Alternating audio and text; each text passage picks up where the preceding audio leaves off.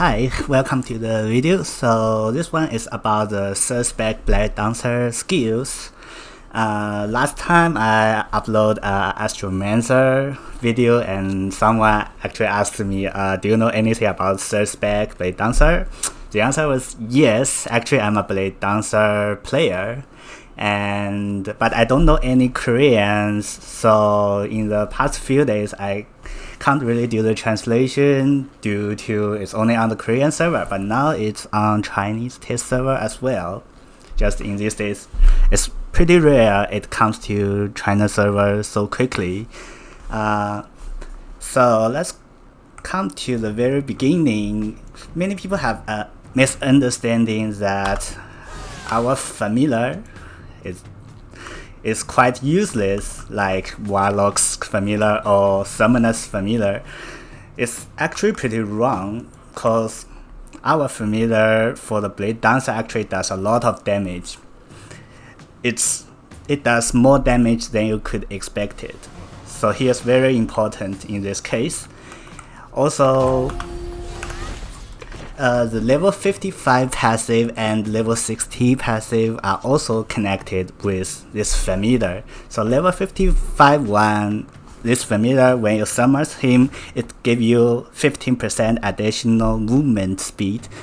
And for the level 60 passive, when you summon the familiar, it gives you 2% of AP in 10 seconds, and the maximum stack for it is 3, so literally it just gives you 6% AP.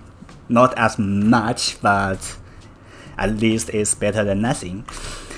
So still, as a Blade Dancer, it has normal basic stance and of course the draw stance, and we also have the familiar. So that's the overall idea of this spec. Now I'm coming to the familiar, why it's so important or why it does so much damage more than expected. I know maybe you watched other videos, you saw the style animation and says, this familiar is not doing anything, but that's because you don't know the actual damage he is doing here. So I will just explain it a little bit how the familiar would attack. So there is a core stack called Soul Absorption, which you literally gain it from your RMB, whether in basic stance or in the draw stance. Here you will gain Soul Absorption, and when you got 3 stacks, you can cast the additional skills, which are these things here. Your familiar will mimic what you do when you cast these skills that cost 3 stacks of soul absorption. For example, if you cast a focus blade here, then your familiar will also cast a focus blade ghost. And you can see the damage here. The focus blade you did deals 32 AP damage, while the focus blade your familiar did will do 54 AP damage. By the way, this number are based on 1-3 and 5-1 talents. So 1-3 here and 5-1 here. The reason I'm using these 2 talents is because it literally gives you the highest burst damage, and the overall average damage would be the same to 1-1 here. So everyone's burst, like why Blade Master is so welcomed, why Gunslinger is so branded, because their burst is really high. It's really welcomed in these metas. So I will just introduce the first line a little bit. So 1-1 actually enhances the basic stance, so you will gain more damage for Soul Cut and Phantom Strike. And 1-2 is to enhance the draw stance, so you will have more damage on Flicker, Awaken Blade Echo, and Focus Blade. The third one we are using, it enhances your familiar, so these 3 skills will be enhanced. And lastly, 5-1, which is called the Soul Slayer, is to double the damage of this ultimate skill, which I would call it Soul Slayer Havoc. It sounds really cool. Okay, so let's start with the basic stance. So basic stance, the basic damage of that was soul cut. So as I mentioned before, you need to gain soul absorption stacks in order to cast the following skills. Since you get 1 stack of soul absorption every single time, that means you have to cast it 3 times, just like the Phantom Assassin. That's pretty much what Phantom Assassin would do, but more strictly, you have to cast it 3 times before you cast any other skills. And after that, they will gain either additional effects, or you can't really cast this skill if you don't have 3 stacks, like the Phantom Moon Strike here. So I will show you how it looks. The basic skill, Soul Cut, just look like that. You want to cast it 3 times in a row, like that. And after you cast it 3 times, you want to follow it by one of those skills. Usually you should cast C first, then V, then F. That's what the simple mode actually will do for you. So the simple mode will make everything really easy, and I highly recommend anyone play 3rd Spec based dancer to use that. So I will show you how it looks. So if you cast 3 RMB with F, look like that. 3 RMB with C, looks like that. And 3 RMB with a B, like that. Yeah. So that's the end of the basic stance.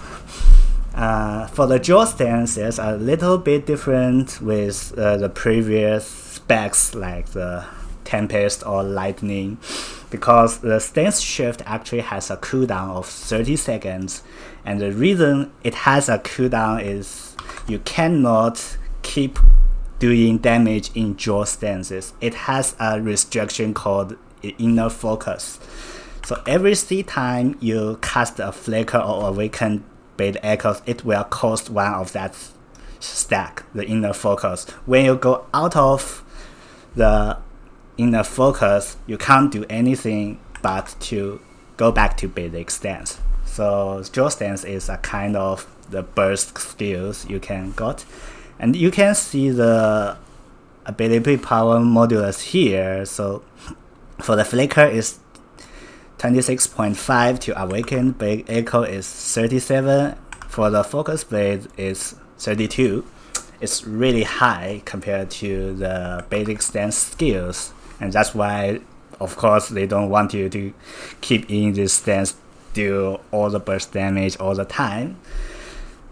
So let me show you one thing everyone got disappointed, is that the stance shift, actually you have to go back for 6 meters.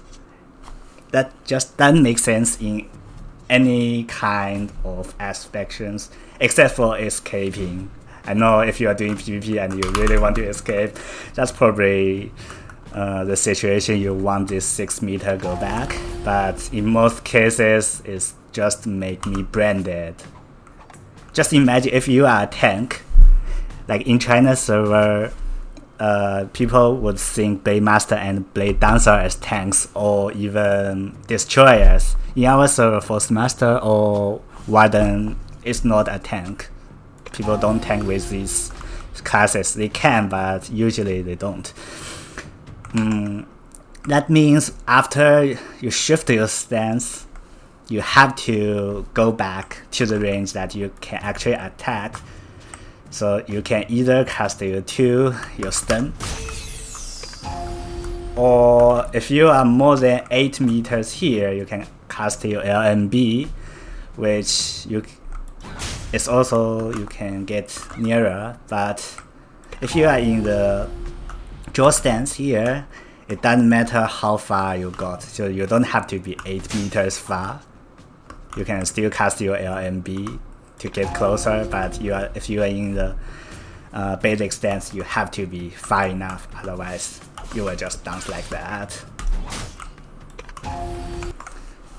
So for the draw stance, it's pretty much the same. You cast 3 RMB and followed by a F. When you are going out of the inner focus, you want to go back to the basic stance. You have 3 ways to be back. One is spin. Everyone knows as a basic dancer you are supposed to spin. And you also got 2 other skills with high damage. One is called the Phantom Flash, and the other one, Flash Step, everyone knows. But they have really high damage here. So the Phantom Flash is 60, and for the Flash Step is 98. And after you cast one of those things, you will go back to basic stance, no matter how much stacks of inner focus you got. So if you cast any of these things, you will go back to the basic stance. Or you can spin to the basic stance. Or you can flash step. Still, you go to basic stance. So in a sum, you would pretty much want to do things like this. That's what the simplified mode would do for you, because although Flash Step has a higher AP damage, it stashes 8 meters forward, and in many cases it would gain some inconvenience for that. So that's the end of the draw stance. Let's come to the familiar part. The familiar, as I mentioned, it does really high damage, and what it does is pretty much to mimic you. There is some bugs on the test server now about the focus bar. So your familiar has his own focus bar here. It doesn't matter how much focus you got. He has his own focus bar and only regenerates with time. So you can't say, oh, I want my weapon to recover his focus. That's just makes no sense. Only time could recover. So there are bugs in testing server with unlimited ghost focus here. Don't worry about that. They would fix it very soon. So as I mentioned here,